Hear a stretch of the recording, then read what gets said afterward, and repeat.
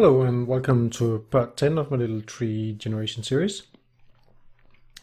So last time I mentioned something about doing some improvements on the collision logic. In the meantime, I ran into some issues with what I had in mind originally, so I'm gonna skip that for now and wait until I figure out a good solution for that. Otherwise, you're just gonna watch me play around with some stuff which I can't get to work. And that's not really why we're here, I guess. But in the meantime, I also wanted to do something about the leaves. And in order to do the leaves, I actually had an idea that instead of making the leaves in 3D Studio Max just manually, what I would do instead is actually to use some part of this tree I generate here and grab some of it out and then build the leaves or a mini branch or some of the mini branches inside 3D Studio Max, but based on whatever I generate here. But in order to do that, I need to improve a little bit on how the endpoints are being generated, and right now they kind of end like they're being cut off. So I want them actually to be generated or have some control or how small they are going to be at the end. I could maybe get away with using the top parts here, but it's kind of fun anyway to do this. So that's what this is going to be about. So if you remember from one of the previous videos, I said this started off with the segment width factor. I'm actually going to get rid of that now. And instead, what I'm going to do is say I want to be able to define a width at the end of the branch. So I'm going to define a new variable here called branch end width, which is going to be a float. And I'm going to put that under the branch section and move it up here. Okay. So let's see.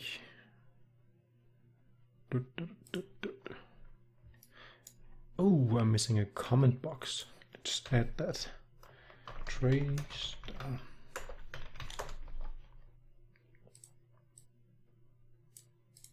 Okay. So to begin off with, I want to get rid of this stuff here, where I just subtract the segment width factor. And I also want to get rid of it here and want to check where else I use it. I use it here, so I guess I can get rid of that one as well. But I need to insert something here. I'm just going to add an empty comment box here. Something to do, because that way I'll remember that I forgot something. Hopefully. And what we'll do next is to find the place where I figure out the width scale here. So right now I don't do anything about it, but the way we're going to do this is to use the fact that we know now what the end is going to be. And we also know what it is now. It's coming from the parent width scale. So it's down here.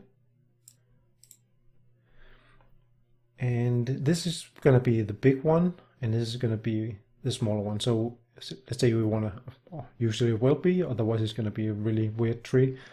This is going to be maybe 0, and this is going to be maybe 1 with the main branch. So if I subtract this from this, in case I don't have, or I'm in the middle of something, in the middle of a branch or second or third branch, then this is not obviously not going to be 1, and it's maybe going to be 0.5 or something. And we want this to be 0. So we need to get the difference here. And we know how many segments we need to divide this into. So that means that I need to divide this by, oops, no,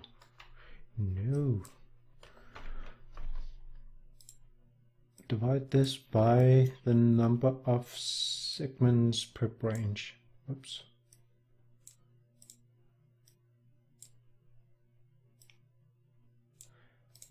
And that's going to give us,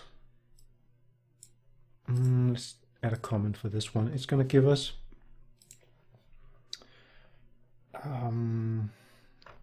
width decrease per segment. Okay, so I'm just gonna paste that in here. Oops, actually I want to paste it in closer to here. And we need to know which index we're at. So since well, we have the width scale which came from the parent, and all we need to do is to take this width decrease per segment, and we can take the local width and minus this multiplied by this current step we're in. But I don't want to drag an arrow across here, so I'm just going to drag this out and promote to a local variable here, and I'm going to call that, okay, local index. That's actually the parent index. Shitty name, sorry. Hurry up and rename that to parent index. Local sec index. That's a good name. So we can divide or multiply. Was that a multiply? It's supposed to be multiply. Oh no, sorry. Minus. Okay. Wait a minute. I have the width. So this is the width decrease per segment. So I need to multiply this by this.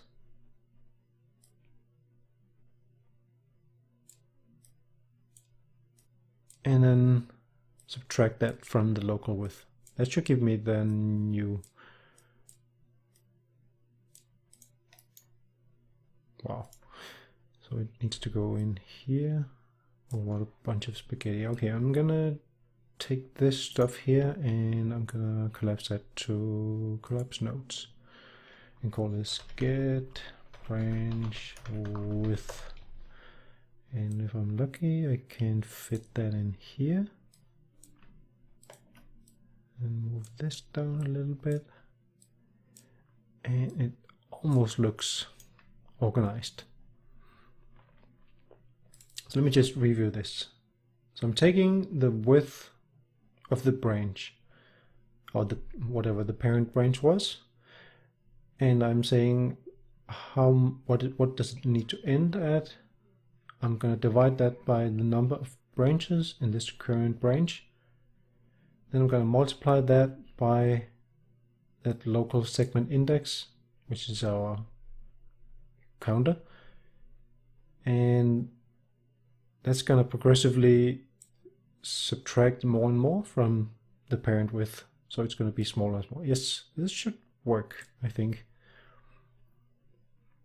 Okay, so let's go back to the part where we render the tree, because right now we use this. We have the parent with scale here,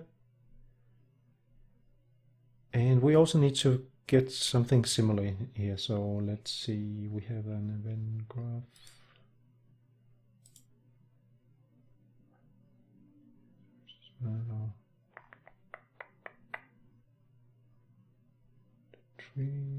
Okay.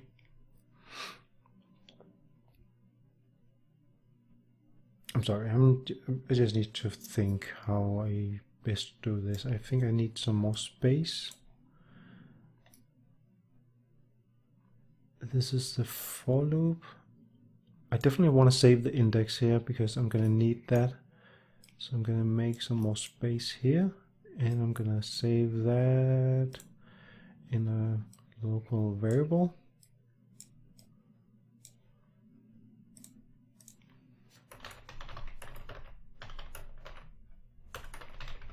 Local segment index. And let me just think. Okay, I need to get the number of segment points. So I'm also going to make some more space here.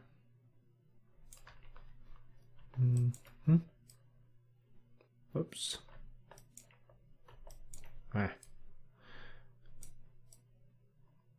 Let's do this and drag this one over here. So I'm also going to save this one. Get the number of... Whoop. There we go. I'm going to call this local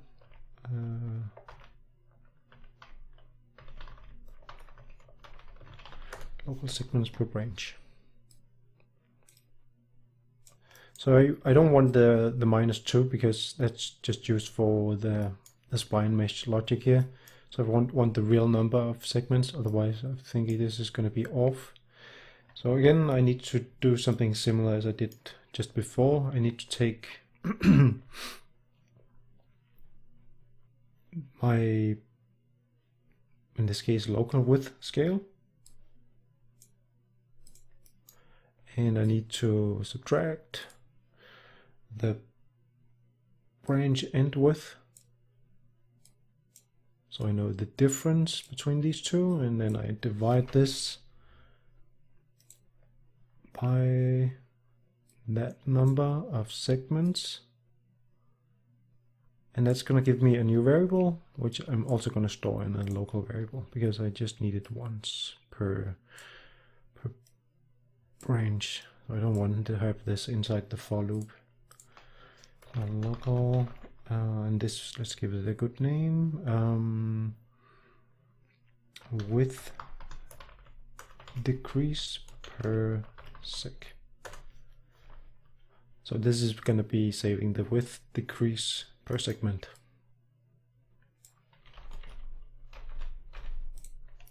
There we go. So now we have these things in order. We can now replace the stuff we have over here by, we have the segment index here, so we can drag out the segment index, which we now just need to multiply by the this one, and then instead of using that, we will decrease or subtract the parents. Maybe I should give this a better name. This is actually the parent with whatever. It's going to be okay, but it is kind of confusing, that name. So that should be the first one, and the next one should be very similar, just +1.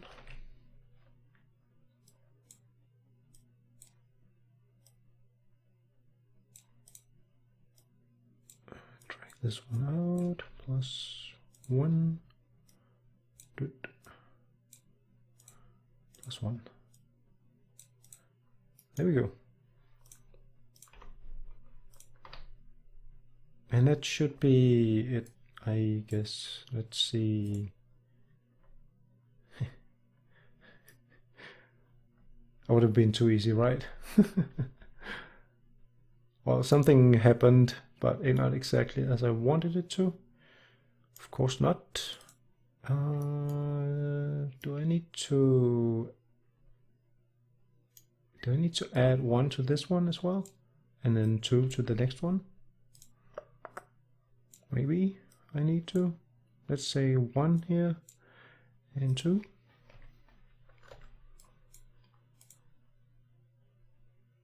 There we go. Voila.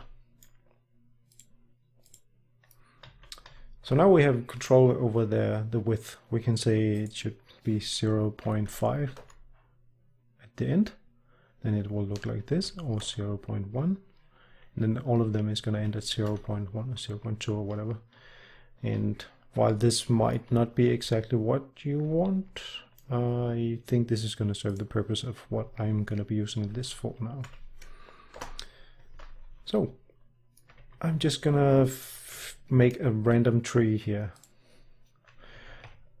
Let's do 20, 20, 20, 20, and 20. So this gave me a quite... Oh yeah, that's something I haven't taken care of. This is my mesh, by the way. That's the one I created last time, or a few episodes back. If I turn off on the wireframe, you can see we don't have this mesh here, so it's actually not that well suited for this. So I'm actually going to make a new one. So I'm just going to fire up. Well, I have one here I worked on earlier. Very convenient. So let's use this one. And it also has some bark on it. Actually, let me not use this one because this was just a test I was trying something out with. Just make it all the way from the beginning. So I'm going to make a cylinder. And just drag it up. Doesn't really matter how big it is, I think, because it's going to be scaled down anyway. And I don't need that many edges or sides, so I'm just going to set this to 6, which probably is plenty, or I guess maybe 8. Well, I think I'm going to go with 6. And I'm going to leave like 6 sides, so it has some space to deform. And then I'm going to convert this into an editable poly, and I'm going to remove the end caps here, like that. And I'm going to check if the UV looks okay. Should be.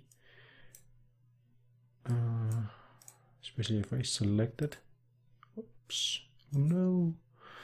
What did I do? Hang on a sec. Delete.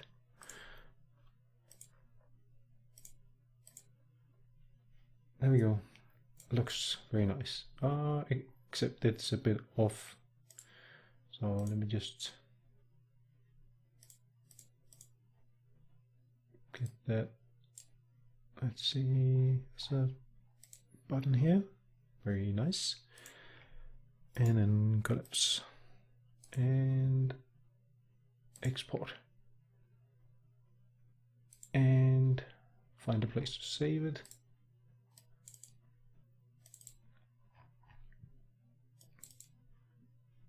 I'm gonna save it, whoops, in a folder called source. And I'm gonna call this one SM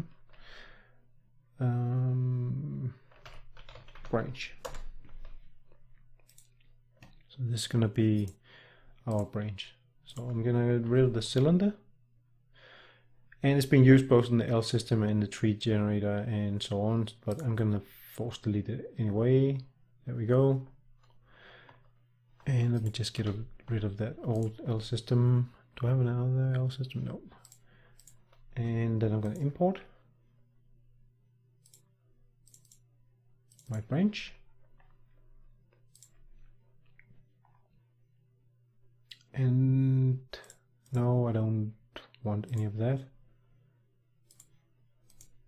That just gives me this little cylinder here. We can see it's a little bit more high definition.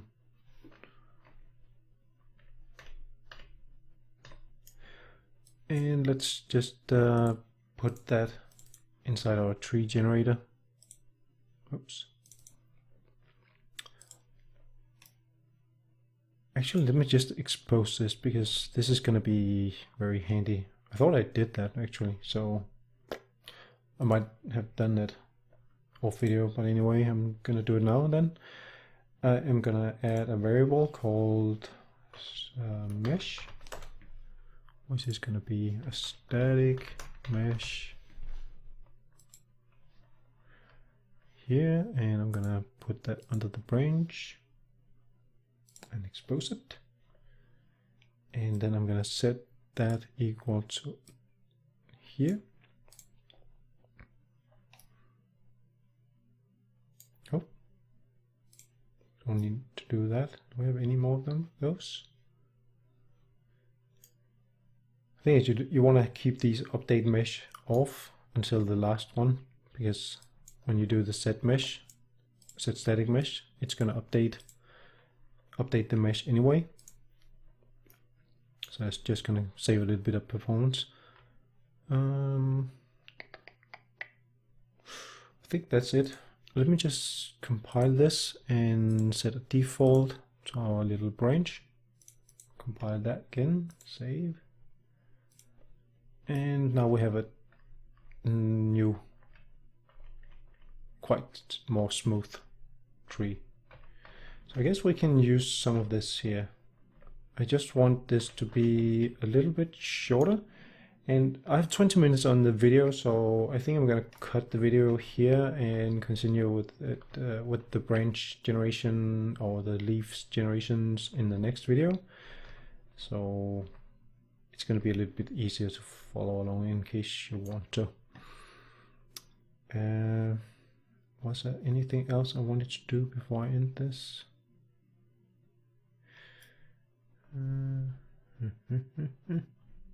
Yeah. I think we're good. So I'm going to continue with some of the leaf generation in the next video. And I actually also wanted to add this texture, which you briefly saw a glimpse of just before, because that's just going to add a little extra detail to this, which is kind of nice. So anyway, stay tuned for the next, and bye bye.